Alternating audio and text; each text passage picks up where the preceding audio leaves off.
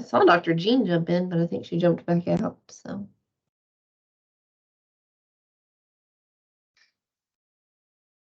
Recording has started. All right, clean talking. Darn.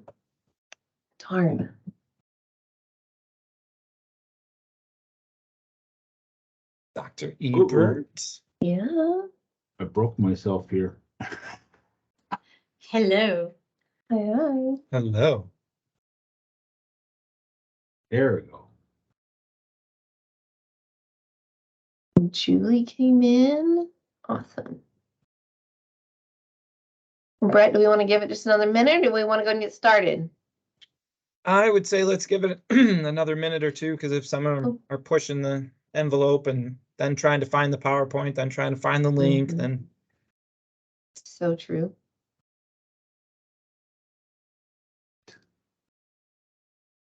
Or taking bathroom breaks, you know. Well, you know, there's that. That's a reality too. Yeah. I had to leave my session a little bit early to be prepared for this one. Welcome, welcome, everybody. I'm like seeing more and more names popping up. It's good stuff.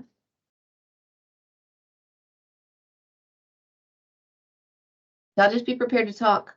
If you're going to be in our session, you're going to participate. Be prepared. Don't worry. They won't be hard questions. We can all answer them, I promise.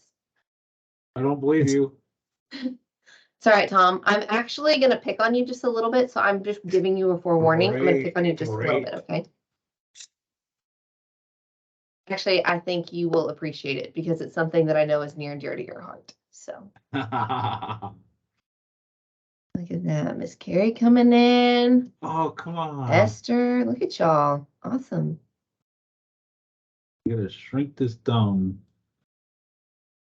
Or at least attempt to. Am I sharing? You are, sir. All right.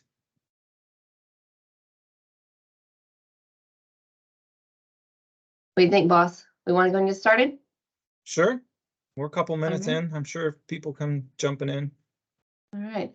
Well, guys, I want to say welcome to Bend Don't Break, Accessibility Beyond Accommodations. Guys, our focus today is really going to be looking at student accommodations, universal design, the continuum of learning abilities.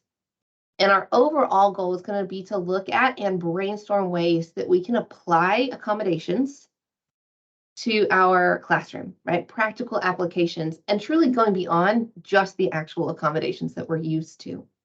So most of you know me, but my name is Jennifer Brazel. I'm a math faculty member here at ACC. I'm also one of the STEM faculty mentors, as well as my guest presenter. Let him introduce himself. My name is Brett Haddock. I'm sure most of you already know me. I'm the Director of Accessibility and Counseling Services here at ACC.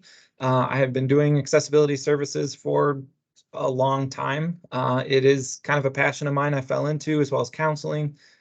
So all of student services is kind of my forte. So enjoy the advising component. So I'm a good resource for students and for faculty, which is kind of what we're going to talk a little bit about today. So when we understand what accommodations look like, every college university is going to have a disability services office, accessibility services, disability resource office. They all have different names, but part of that is it's an office for students and faculty. And a lot of faculty and staff fail to recognize that secondary component.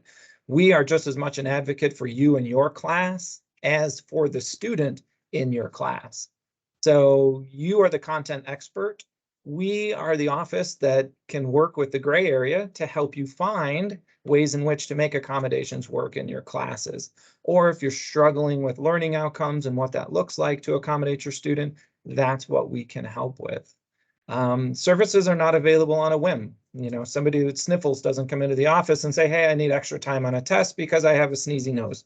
That doesn't work like that. So they have to be a documented disability. There's approval criteria that includes a diagnosis, severity of the diagnosis, as well as functional, or in this case, academic limitations. So we go through a thorough vetting type of process to make sure that just because they have dyslexia doesn't mean they can't participate in the class. Just because they're in a wheelchair doesn't mean they need academic accommodations. They need physical accommodations for accessibility on campus. So it's really working individually with the student to find out what's going to benefit them. It is a student volunteer office. Now, let me say that again. It is not a carryover from high school. It is not a mandatory aid. I do not walk around every application and every student to say, hey, you need disability services. The student has to voluntarily connect with that office to seek out academic accommodations. So we also need your help in helping to identify students that may be struggling or would benefit if they volunteer information regarding a disability to refer them to the office. Once they're approved, you get the standard accommodation letter. And that accommodation letter is just based on, here's the information we received from the student. They are approved for accommodations. Here's what we discussed as appropriate accommodations. There's a lot of different schools and thought on this. I will be the first to tell you, I'm a less is more type of individual because you want to rely on their academic ability to be successful in their class, not related to the academic accommodations. So academic accommodations are not modifications in coursework. So your learning outcomes, what you design for the class, what the state of Texas designs for your class, has to be held at a standard. In the high school environment, they can modify coursework. At the college level environment under the ADA, we cannot modify any of those learning outcomes. So we're not modifying what they're learning by reducing answer choices or reducing the learning outcome for a science lab or anything like that. We're changing how and what access they have to that learning environment. So if they struggle with ADD and need some extra time to process information to take that a test, they can get extra time. So we're really looking not so much at modifying any of the learning outcomes, but changing how those students have access to that material or are assessing the level of that knowledge based on your class. All right, so these are the big three. This is what I talk about. These are the standard accommodations you're going to see most common. Extra time is typically a time and a half. So whatever the class is offered, they get an additional half. There are some situations where there may be double time. I've seen institutions offer unlimited time in situations. Again, I go off of a very basic less is more, but I am willing to work with the student should they still be struggling. Less distracted environment is either small group testing out of the classroom or even isolated testing if they need a private room. And then note-taking accommodations. And I have said this for years, at least the most recent years. If anything good has come out of COVID, it's the fact that most materials now are available in online format. We've actually come to the situation and the point in our society, AI aside, that most information is accessible to students and they can manipulate it in a way that's going to be the best for them. But we as educators need to make sure that we're putting any of those learning materials in the hands of those students. So just because we're not in that asynchronous environment anymore where we're back in the school, in the classroom, doesn't mean that we still don't have that stuff that we can afford and give students to help them with that learning environment. Anybody have any questions on that so far? I don't have I mean, I have kind of a question regarding that, but I just thought, so when a student does disclose, like if a student, so one of the first things I ask in the semester is what do you perceive your challenges to be in this course? And so sometimes students will say, I have ADD, I have dyslexia. When a student says that, and then I respond to them and, let them know to contact you. Do you have some verbiage that you could share that I could just save and just have to use? Because when I compose that, I always get nervous and I want to say the right thing. So if you have some verbiage that you could share, I would save that and I would also share with people and I would use it because I would feel more confident if I knew this is exactly what I'm supposed to say. Well, and I think a lot of that depends on how it's presented. If it's presented in class or if it's presented in an email, the best thing Right. you can do is just let the student know all the resources that are available. If they specifically disclose that they have a disability or a learning disability, you can direct them to the disability office that could provide them additional supports.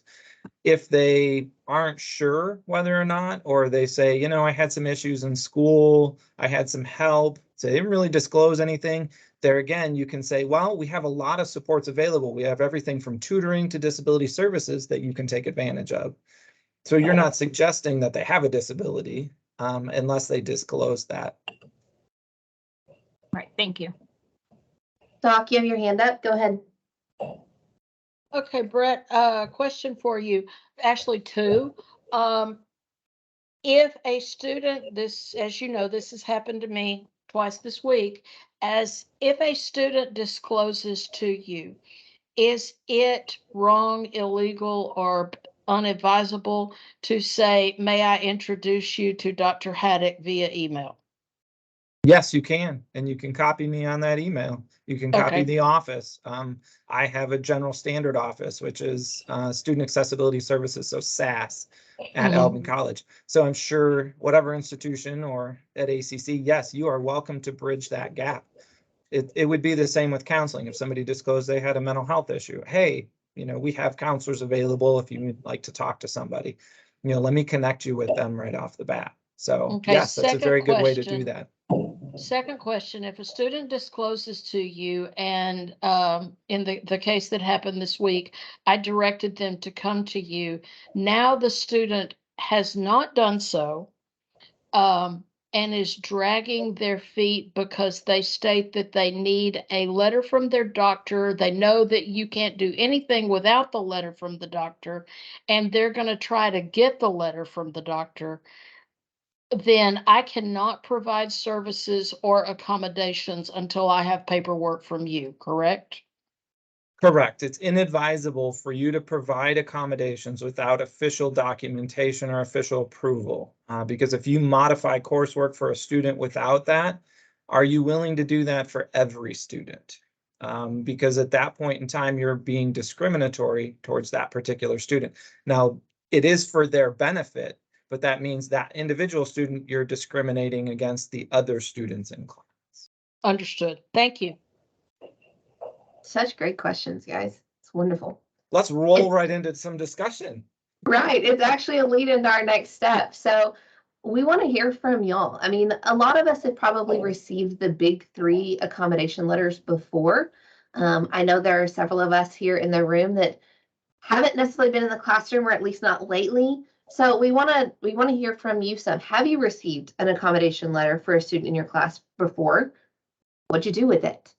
Did you take any action, or what was the impact on you in terms of the faculty member once you received that letter? Guys, don't just tell us what we want to hear. We want to know your true response. What happens to the letter and what do you do with it?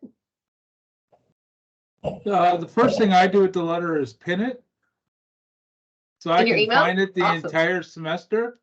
And then usually before the first test, I will email each one of those pins separately saying, do you want to take your test in the testing center or not in the testing center? That's normally what I do with it.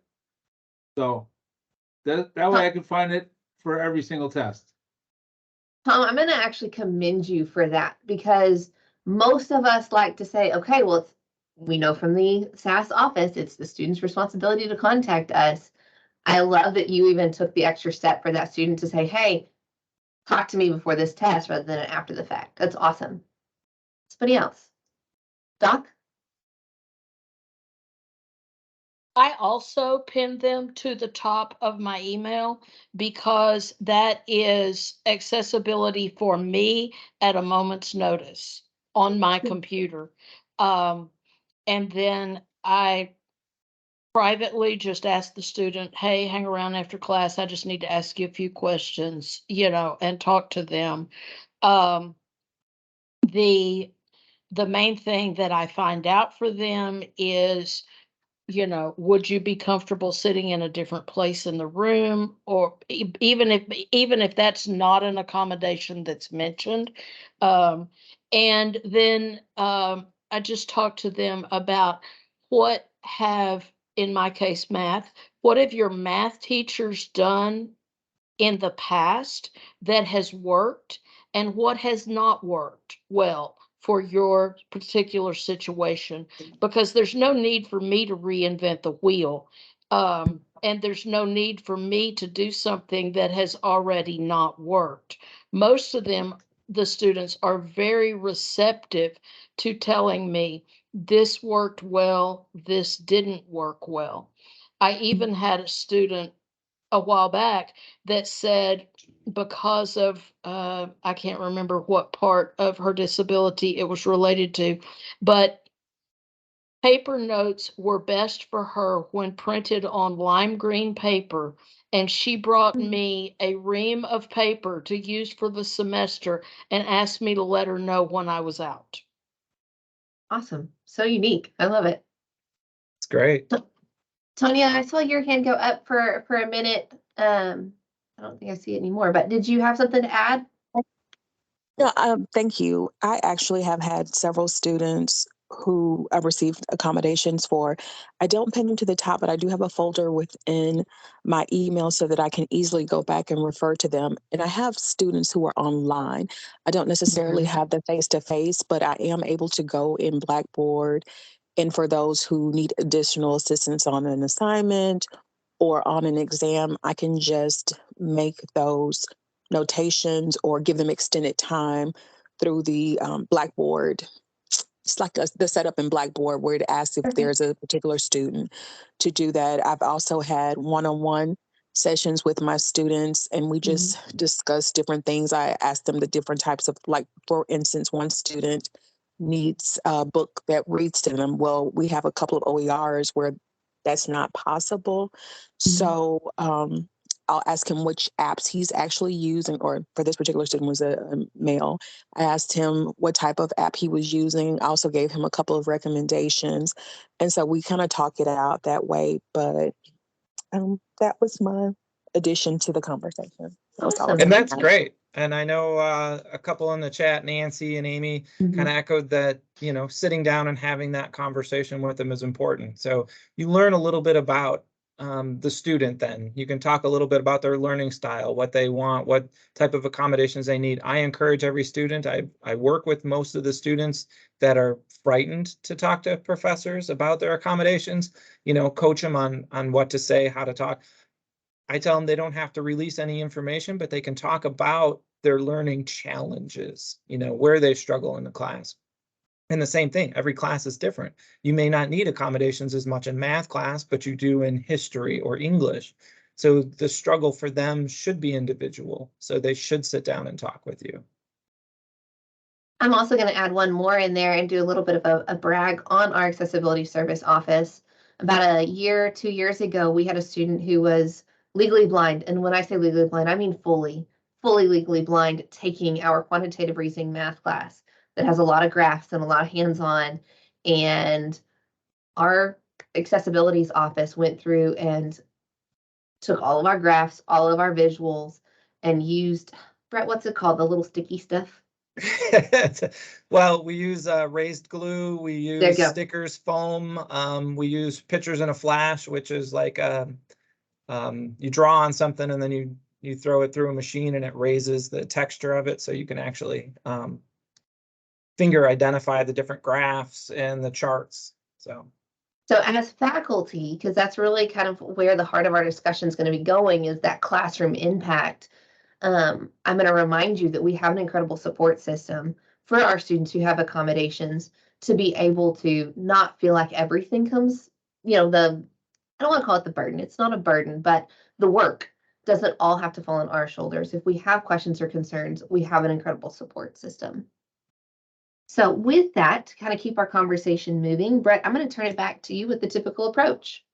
Yes. So the typical approach is to provide accommodation. And accommodation means that we're working in the environment that has barriers to reduce those barriers for students identified with a disability. So if they are legally blind, we can provide Braille format of instructional materials. We can provide audio format of textbooks. If they're deaf or hard of hearing, we can make sure that things are captioned for them. So depending on the nature of the disability, due to the limitation or the barrier in the class, we work with an accommodation to provide a level playing field for that individual. Universal design is the kind of way we're leaning that's going to make everything universal for everybody. So like I said, one of the benefits that's come out of COVID is that most materials are online. If it's an online material, if it's an online accessible format, typically, and I say that loosely, most students that are legally blind or deaf have access to materials that allow them to get that material in a way that's convenient for them through their computer, through their mobile device or whatever they're using, because they have the technology in their hand to do that. But it also gives us the ability to kind of think outside the box. So why do we have this barrier in the class to begin with? I work with a lot of students, again, with testing and extra time, because we do have assessments that are structured, and they're structured typically because we have classes that are at set times. Other than that, I mean, you want to give a student an assessment without the fact that we have another class coming in at 10:20 and you need to get out of this class, you know, that student can probably take the time that it would need, to complete that assessment. So universal design really kind of looks at structure and removing some of the barriers that exist regularly. So the A picture's worth best 1,000 words, right? Yep, absolutely. Brett, you want to start us on this one? You want me to take it? Sure, go ahead.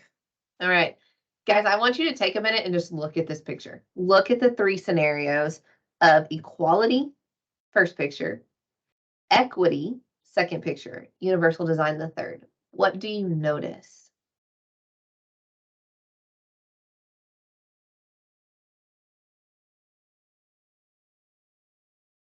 And I have no problem with silence, and I will single people out if I have to, because we are all professionals. So what do you notice? Lori? Yeah, Doc, since your hand's still up, we're gonna pick on you. Oh, my hand's still up. Okay, yeah, I need to take that down. What I see is that in the, I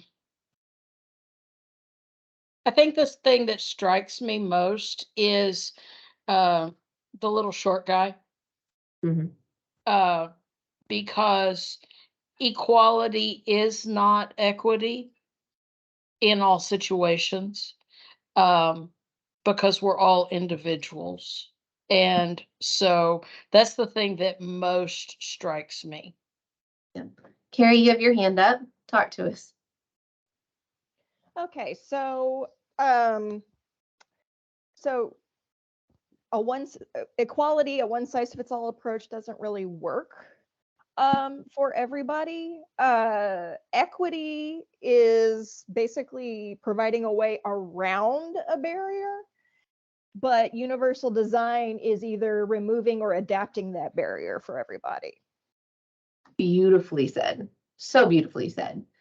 You know, Beautiful. in society, there is a big push for equality. But we know that because, like Carrie said, a one size fits all doesn't work for any of us in all reality. But notice how equity singles out the person who has a limitation. Personally speaking, I wonder how many of our students don't choose to go to the accessibilities office and to get the accommodations because they're tired of being pointed out as being different or needing the extra or not being smart enough or whatever stereotype negative emotion comes with it. So we as faculty, if we will step back from equity and look at our design and our presentation for the entire class, what barriers can we remove through universal design so that student who has the limitation isn't impacted to begin with, and all of our students get that equal. So Tom, I think I saw your hand come up first, and then Haley will move to you. Tom, go ahead. All right, so I noticed that the fence difference between the equality and equity.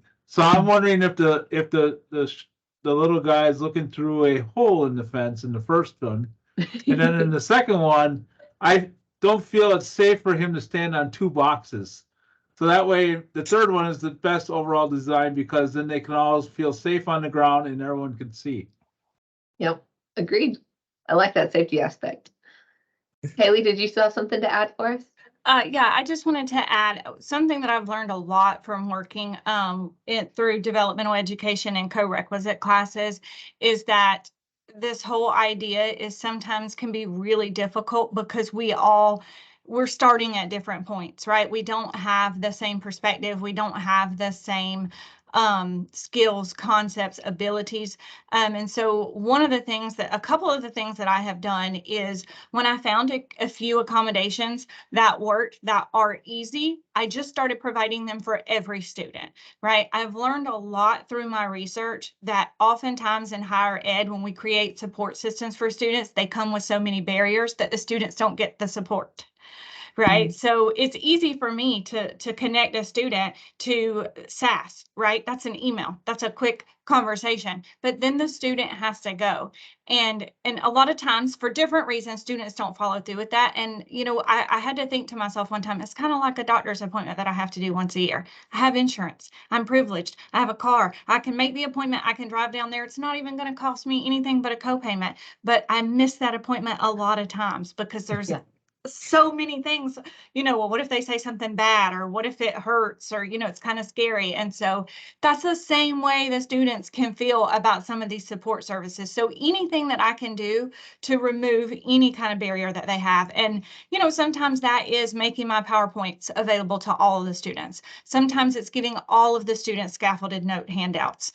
Sometimes, and Brett can tell you I've done this before, sometimes it is walking students to his office and making that face-to-face introduction so they know, right? Like, because they come to me because they trust me, and I'm like, hey, this is my person, right? You can trust him. He's on our team, right? And so sometimes you just have to go a little bit above and beyond to kind of make that, because I used to think, this person may need a little bit more support than this person, but then we'll get there. But then I realized you kind of have to, it's just such a mixed bag that you kind of have to be willing to support as much as you can. And I think it's important, Julie made a comment in the chat, the last sentence of which is universal design helps all where they are. And I think a follow-up to that is an important statement. What works for the few will always work for the many. So if we implement something just for a couple individuals that really need it, why wouldn't others benefit from that same opportunity? Exactly. Okay, can we just mic drop right there? I feel like that's the heart of our presentation right there, isn't it? So a lot of this conversation is us as faculty thinking about what we can do, kind of like Haley was talking about, the things that she physically employed in her classroom or for her students that helped all as a whole. So let's talk about Jill. Jill, student scenario 1, she sits in the back of the room. She's not participating in class discussion, nor is she following along and taking notes.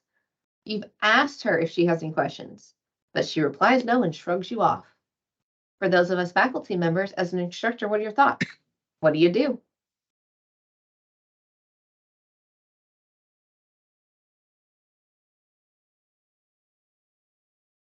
I don't want to monopolize the discussion, but I will just use one example of something that I have done is instead of asking students in general, do you have any questions? I make an exit ticket and I say, hey, this exit ticket is for a grade. I need you to write down a question that you have about what we've reviewed today. And then I give them a grade for that. It's the exit ticket. They write it on their little index card, turn it in on their way out. And then I start class the very next session. And I just quickly go through and answer those questions.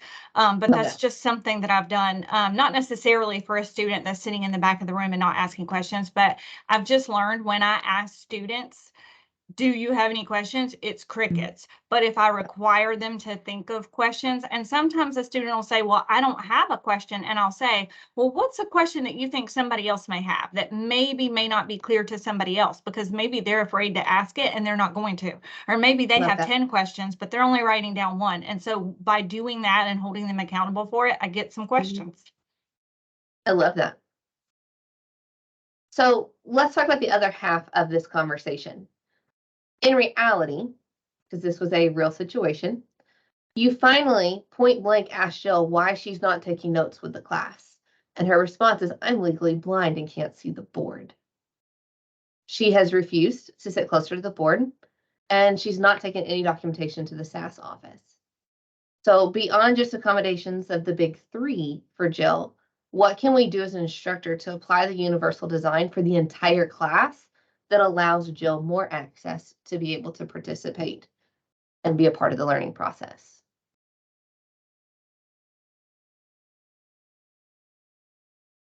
You can send your presentations to be printed and have them printed. I like to do the one where it puts the lines on the side for the notes. So if it's an area where I don't have scaffolded notes already built in, that the students can do it. And I often will stop talking and say, this is exactly what you need to write down, because students a lot of times don't know what they're writing down. And so they try to write down everything or whatever. So I kind of lead them through that. But at first, when I first started doing this, I thought, oh my goodness, if I offer this to one, I have to do it for all. But you know what? You only have to press print one time, no matter if you're making one copy or 50. If I have to go by the print shop to pick up one copy, it's no different than picking them all up. So once I just got that out of my head, it just became a much easier process. And now you do it, it's intuitive. I don't even think about it. It's something that I do. So And say the for sad reality Go ahead, is Brett. we'll have a lot of individuals that, one, don't want to come to the disability services office because they feel ostracized, or they've gone through everything that they've had to in high school, because there is a big stigma attached to that oftentimes. So when they get to this environment, they don't want to do it anymore. Plus, it's a voluntary thing. A lot of students just think it's automatically going to happen. I'll just go and talk to them when I need it. So the reality is looking at these individuals, these students, and saying, how can I help them? What works? What limitations are there in my class? This is a specific example, but just in general, do you have specific lessons or weeks that are very complicated versus weeks that are not? Are your lessons very heavy in history and you need to draw a timeline out for individuals so they can kind of keep track of these things? Think of you're the content expert. Think of your class, your struggle points. Which weeks do you struggle to get through all of the material in a lecture because it's a big push? Well, think of the student now trying to write everything you're saying and everything that they see on the PowerPoint. What are they missing because they're trying to write so fast? So to fill in a little more detail, just real quick on Jill, this was a situation I actually had about 2 summers ago, and this student's fear of sitting in the front of the room was so debilitating. She was not moving off the back row, period. And one of the things that is now just a staple in my classes, kind of like Haley was talking about earlier, a copy of those notes, but they're accessible in Blackboard for everybody. So my general setup, I teach off of a PowerPoint where, like you're seeing in front of you, the general question is shown. But hidden within the PowerPoint that I don't necessarily show in class is what I would have been writing on the whiteboard. So the second PowerPoint slide is going to have that typed out solution. So a student who misses class, a student who can't see from the back of the room, a student who just needs to go back and review it again because it didn't sink in the first time, has access to that in Blackboard. It also provides that part of the big three note-taking accommodation where they have a completed set of notes that they can access electronically, printed copies, and things like that. For those of us, Tanya mentioned earlier that she teaches a lot of internet courses. I have videos, like lots of videos for all my internet courses. When we make those things accessible for all of our students, whether they're face-to-face or online, it would blow your mind how much of a benefit those are for the students and how many of them will truly take advantage of it. So just a thought for a student like Jill. Brett, I'll let you take it over for the next step. All right. So getting again to the point of our presentation. This is a philosophy I've worked with a lot. I work with a lot of instructors. Many of the campuses I've worked at, I have yet to even run into many hardline issues since I've been here at ACC. We have a great set of faculty, but this bend don't break. Again, we're not modifying any of your learning outcomes. What we're saying is look at your class, understand your class, understand that you may have a student with a disability in there, whether you know it or not. If you've got a letter from me, you know you have a student with a disability. What that disability is, what their learning struggles are, you may not know until you meet with them. But you're going to have students in there that are like Jill, that sit in the back of the class, that have a disability, that are undisclosed, that you don't know. We have a lot of invisible disabilities. So how do you work with that student? Again, what are your struggle points in that semester? Where have you seen other students in previous semesters struggle in that class? You know, do you have a particular test that's difficult? Do you have a particular section of material that you cover that's difficult? A particular lab or something that's challenging for students? And you know this, you've seen this in previous semesters. Think of that individual that has a disability. What can you do to assess that particular class or the climate this semester? You know, and engaging with those students or looking for a way to plan effectively, maybe cutting that down into a couple lectures as opposed to one lecture, because you know it's intense. This idea of bend, don't break. You know, we're ensuring equal access. We're looking for universal design. We're looking to engage all of our students, not the majority. And it does take time. And that's probably my passion for being in the community college. We're not a R&D university. We're not bent on research. You know, your job is teaching and learning. So the joy in that is this is your opportunity to be that good facilitator, to be that good teacher, to make sure that everybody is connected in that classroom. So we're not discriminating any one individual. We're not excluding them from this classroom environment. So look at your material. You know, there's not one set strategy that'll work. You know, there's differences in English, the way it's presented, in history, in science, and math. You know, there's different struggles, there's different pressure points for everybody. As I said before, some students may be fine in math, but struggle in English. Some students may struggle in a science class, like a chemistry class. I can't imagine anybody that does well in chemistry. The bane of my existence. But, you know, you're the content expert. You're the one that has to kind of look at that environment and say, you know what, I know students are going to struggle with this material. How can I make it more accessible for everybody? So this is kind of my second favorite slide. The equality equity slide is by far my favorite. This is probably my second. Everything you have is on a continuum from able to not able. Okay, just looking at the pictures of people here, I can pick out several that have glasses on in their picture. So believe it or not, you technically have a disability. You have a functional limitation in vision. Does that mean you need to see the SAS office? No, but you have a limitation, all right? So in what way does that impact how you function on a daily basis? How does that impact your ability to take in information or see information? I know I have glasses that I need when I drive, because without Google, I don't know what that street sign says, especially here in Texas. But the reality is seeing, hearing, moving, we all have limitations. So there's a lot of limitations that students have that don't qualify for disability services, yet they still struggle. Reading, writing, understanding spoken words. How many people here are bilingual? How many people here know that their original language is not English? Okay, well, think of our student now. Think of our student population. Think of how many students here probably grew up not learning English as their first language and are now sitting in class struggling to write a standard essay. Or read math, Physical, for that mental matter. health. Right. So think of everything as on a continuum. When you're sitting in front of that class and you're teaching, if you are running into students that are struggling, try to identify where their struggle points are. Maybe sit down and have a one-to-one conversation with them. Engage Jill to find out what's actually going on.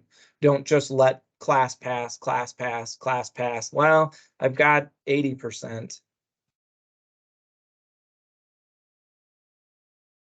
So let's go with one more student scenario. We have Juan. Juan stays very quiet in class. He rarely participates in discussions. And on presentation days, Juan sends an email or sends emails, typo, sorry guys, saying he'll be absent with a family emergency. His class grade's suffering, and unfortunately, he doesn't seem too worried about it. All right, instructors, what are your thoughts? What do you do? What's your initial thought on what's going on with Juan? How many of us decide to fuss or be frustrated by his lack of effort or care? Doc? My first thought is that he's ducking the test. Okay. Yeah. But With that family emergency, you mean? yes. Mhm. But there's a second part to that sentence. He's ducking the test because he hasn't been brave enough to say he doesn't understand. Tanya, your hands up. I've had this before. Some students are just fearful standing in front of others to present. I don't know if this is exactly where this is going, but I've had this before, and they are just very nervous, and the anxiety level goes to 1,000 when they have to speak in front of others. The only thing that I do in those situations is one, just to make my classroom a safe space. And this definitely happens. I also teach at Clemens, and some students are just fearful of standing in front of the class to present alone. So I'll do different activities just in groups, and then they'll have to present by themselves just to allow them to be a little bit more comfortable. And then I also set those perimeters, those guidelines. We're not making fun of others. We're not talking while others are presenting, just to make it a little more comfortable. So I'm not sure if that's what this scenario is, but it looks to me as if they're just afraid to maybe speak in front of others. I love that, Tanya. Carrie?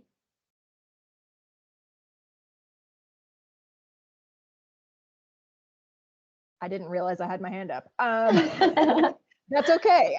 No worries. Yeah, I teach English and not necessarily public speaking. So I allow my students to record either video or audio, their presentations, and then be in charge of playing them in the classroom. So, and that helps some, I think, because they're a little more willing to be like, oh, you mean I don't have to be up there physically doing it? So, but I understand how that in some courses that wouldn't work. Very good. And Julie put in the chat that, he's avoiding presentation days. Why? So yeah, just the idea of, what's going on, asking the question is really kind of where we're going. I'm going to stop and brag on all of you for your responses, because that's exactly kind of what I was hoping that some of us were already thinking. Because ultimately, when it comes down to Juan, you finally have that one-to-one conversation with Juan and realize he has a severe speech impediment.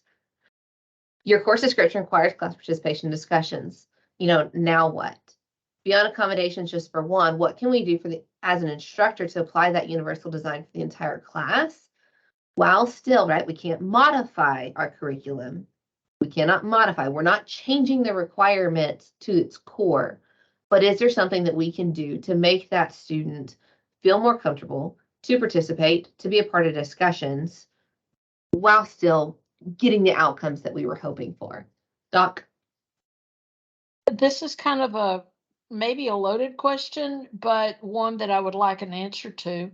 No matter if you have a student with, regardless of if it is an accommodation issue or just a struggle issue, and they refuse every option you offer them, at some point you just have to say, the only thing I've ever found is to say, well, they're not working with me. I don't know what else to do.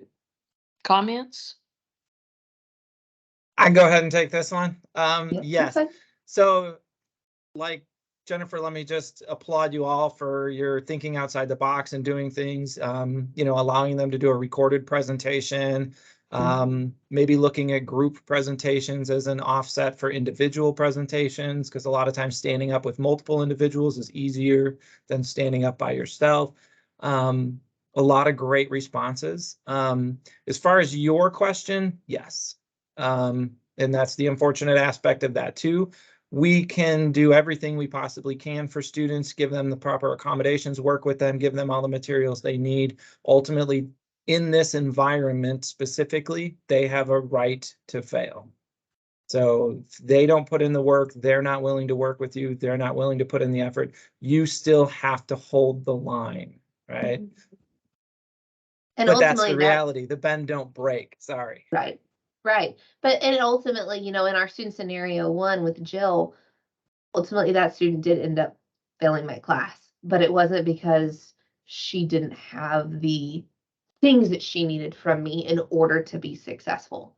You know, and so I do like, you know, but like Brett said, I love that y'all are already thinking outside of the box. And one of the things, you know, math class, right? Math instructor over here, I don't have a required presentation, right? But we do group work. You know, I started out in the K through 12 and I can see so much value benefit for that peer tutoring and that peer conversation of them working together.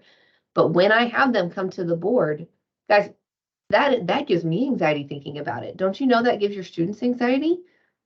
That doesn't mean you stop asking them to do it. It means you give them a safe environment to make it to where they can exercise their way out of it. One more thing on that. I am one of the biggest introverts that y'all know. Did you realize that? Probably not, because I tend to be a loudmouth. And it's because I have to applaud my mother. Starting off young age, she facilitated, aka put me in situations where I would speak in front of people. You know, and with time, as I did it over and over, I got to be more comfortable.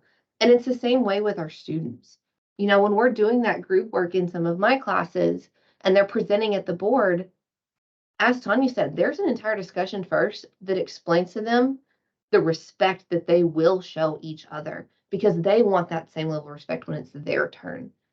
You know, and the person at the board who's writing out the solution, it's not their responsibility to talk to the class about it. The other group members who aren't at the board, they're the ones that have to communicate what was just written so that it's a group responsibility. And the other aspect in a math class, I make sure their answer's right before I ask them to present.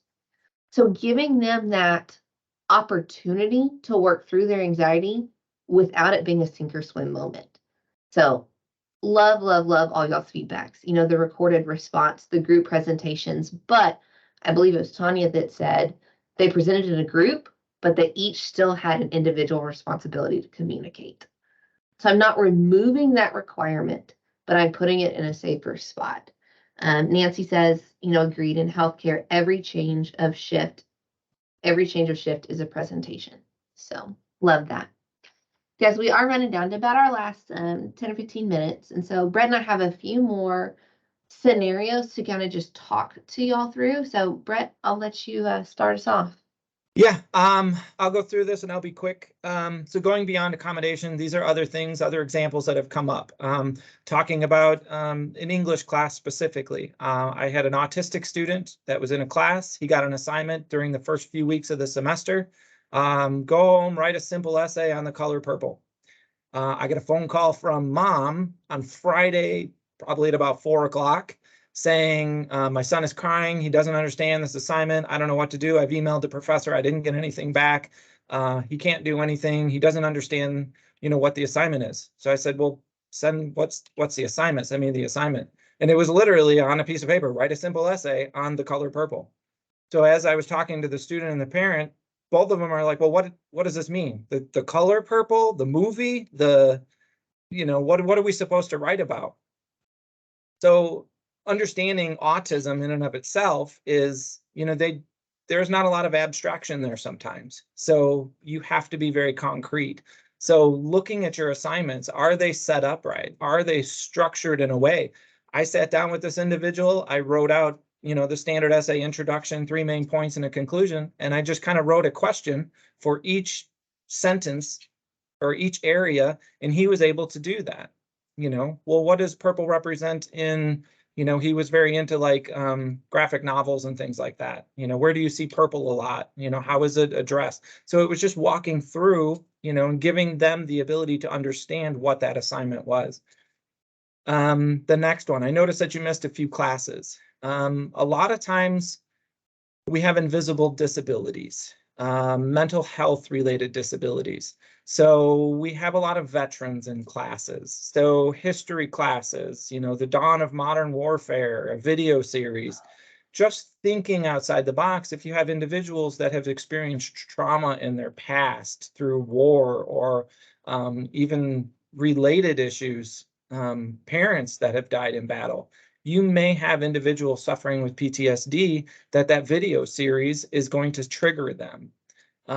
So they may just start skipping class. They may miss it altogether during all these video days. So some of that is just being aware of what content your material is and presenting it to students to say, hey, I'm going to be showing some pretty graphic war videos here. So if you experience anything or you have any issues, please come and talk to me.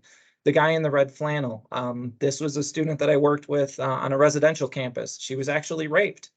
She was raped by a guy that was wearing a red flannel at a party. She walked into class one day and there was a guy in a red flannel. She stopped coming to class. So workplace expectations, industry standards. I'm so glad Nancy chimed in on some of that, a change in shift and things like that. You know, we have a lot of workforce classes. We have a lot of workforce where you have to be a communicator. You have to be willing to stand in front and give direction. Talk about clinicals. You have to explain step by step what you're doing. If we have individuals like Juan's case that have stuttering disorders, how do we get through that? That's probably the biggest issue I've dealt with in a lot of situations is, well, in the workplace, they're not going to have this type of accommodation, or they can't get that when they're actually in the field. But right now, they're in an education environment. So when they're in class with you, we have to make sure, and Tanya and Carrie, that was good, we have to give them that safe space to be able to practice their skill. They may not be able to get that accommodation at the workforce, but if they practice it safely here, they're able to do it in a more confident manner moving forward. Awesome.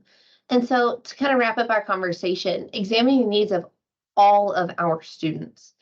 Because most of you probably don't know this, but my oldest two children are considered legally blind. They were born with cataracts, had to have their lenses removed. At 4 months of age with my first and at 2 months of age with my second, we were in contacts. And ever since I have been learning new things about visual impairment. If you look at my oldest two kids, you have no idea there's anything wrong with them. You have no idea that there's any kind of a disability or limitation. You might suspect if they're wearing their glasses because their glasses are an inch thick, right? But what can we do as instructors to apply the universal design, to adapt the way we present our material in a way that for those students who you look at and have no idea what's going on or that there is a limitation, how do you help those students be successful when you're unaware that there's a barrier for them? How do we create a fence that is see-through for everybody? Things like being visually impaired goes beyond just being blind. Guys, green expo markers, throw them away. Period, plain and simple. Throw away your green expo markers. They're so light that the visual contrast for any student, it's hard to see on a whiteboard. Not to mention, and this is where I'm going to pick on Tom, I brag on Tom, he is so transparent and informative. He's been a learning experience for many of us because he's colorblind. And so we'll have our math department meetings and, we might be writing one thing in red and another thing in black and he goes, okay, you said the color red. I have no idea which one of those is red, except for that was probably a little bit lighter. It's an awareness. Julie, no, dark green's okay, but like the light standard green expo markers, nope. Sybil, we will come back to that question in just a second. But being colorblind, rather than color coding things, can you use slash mark or circle mark, or make a bold mark to represent those changes rather than just different colors? Microscopes, visually impaired, being able to zone in or focus in on things. So just looking as faculty member at our curriculum and how we present it and trying to the best of our ability, adapt for the class as a whole, right? One of the largest One of the largest barriers we have, especially in math, is math anxiety. I call it the shutdown. A little bit of a scenario to paint for you real quick. We have a student this semester in one of our co-requisite courses. The first 3 weeks of the semester, every single class, tier, major breakdown, leave class early, like it's the only class she has to have to be able to graduate. And 3 weeks in, we're like abandoning ship. What do you do for that student? I can't keep her from completing the math course. And it was actually the student's idea. She said, can I have access to your videos? If I could see the material ahead of time to start the learning process, to start getting it in my brain, maybe it'll make it easier for me when I'm in class. And so those online videos for my online classes, I made them available to our entire class. Since she has started watching those videos before class, she's not had a single meltdown. And in our class yesterday, when we took our first test, she came out the high performer. She was the highest grade in the class. And guys, you know, that's not something on me, so please don't misunderstand me. I'm not trying to brag here. I'm trying to talk about thinking outside of the box and giving resources to our students that sometimes we don't even realize they need. One of the other students in that class spoke up to me and she said, man, those videos you made available, I really didn't understand that section. So I went back and watched them and I was able to pause and think through it. It helped me so much. So resources, you know, Haley mentioned earlier, when you have all these resources available, do our students really use them?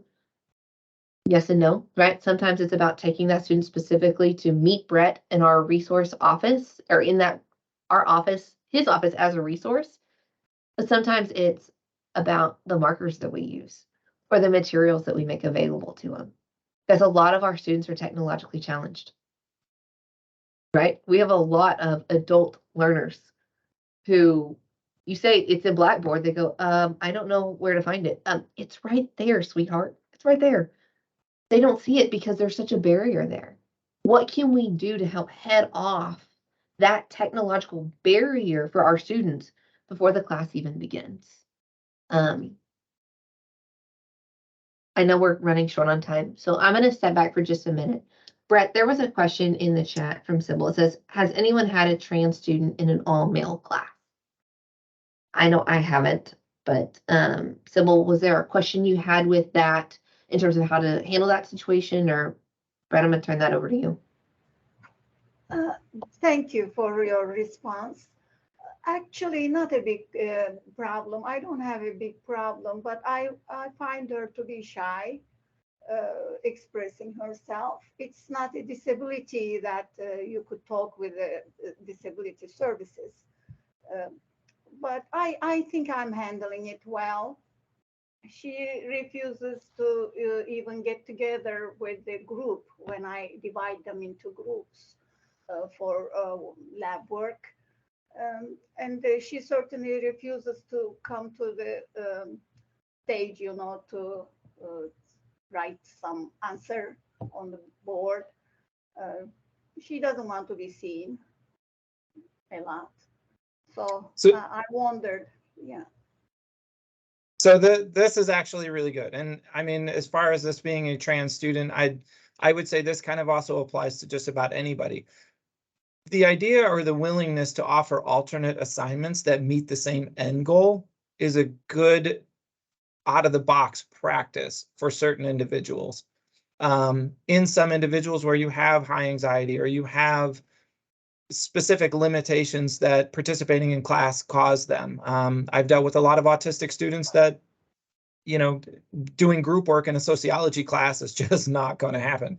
So what do? You either find somebody in the class that's kind of a natural partner that wants to mother them, I guess is the word I'm looking for, or you find an alternate assignment that meets the same end goal. In a lot of those situations, if you run into class scenarios that are very difficult for students, but this is also where Jennifer's very keen in, we have to engage them in conversation first. We're not going to know what their limitations are. We can assume, or we can kind of stand up there and say, well, I noticed that this person's not participating as fully as some other person. But that's where maybe having that one-on-one conversation with them is going to be important. And stepping forward and saying, hey, I noticed there's a little bit of anxiety or a little bit of fear going on in the class when we're doing group work or participation. What's going on with you? What can I help you with, or what can I do work to facilitate this situation for you a little better? Maybe they need to sit down with a counselor and you can connect them to a resource so they can grow in their self-confidence. But you're not going to know until you have that conversation. Actually, she feels quite comfortable with me. Last year, she had emailed me out of nowhere. She hadn't turned into trans yet, and asked me to refer to her during role taking with a separate, different name. And I said, of course, and put a smiley face. And I have been referring to her with that name. And because of that, I know she's comfortable enough with me. And turns in her work, all right. But I wondered if I could do more for her in terms of communicating with other people, other students. So one thing that I do, and I do have that expectation of group work in some of my co-requisite courses. I paint a very clear picture the very first day that I expect you to be a part of a group. However, I do understand that group work is not everybody's favorite or their strong suit. And so I tell them it's within their group's choice. Do they want to work throughout each problem together and have that constant back and forth communication? Or instead, you can work as individuals and then simply share answers or check your answer with each other. That way, I'm still asking them to have that communication aspect, but the level at which they choose to communicate can differ from student to student, or from group to group, I should say. And I do love, Sybil, that you pointed out, that particular student requested a particular name. That very first day of class, we talk about those nicknames, and I know I'm out of time, but getting away from pronouns, right? There's a huge push across our entire country that as people have a pronoun preference, they might or might not have told you that referring to them by name or the nickname that they request allows them to feel individualized and important without being like, oh man, I prefer she, I prefer he, and having to bring that into the conversation. So guys, y'all have any other questions, concerns, things that we can do to be a support to you? Is it me? Anybody? Oh, okay. Thank you for the answers. I appreciate it. I am available if anybody has any questions, concerns about this presentation or anything in your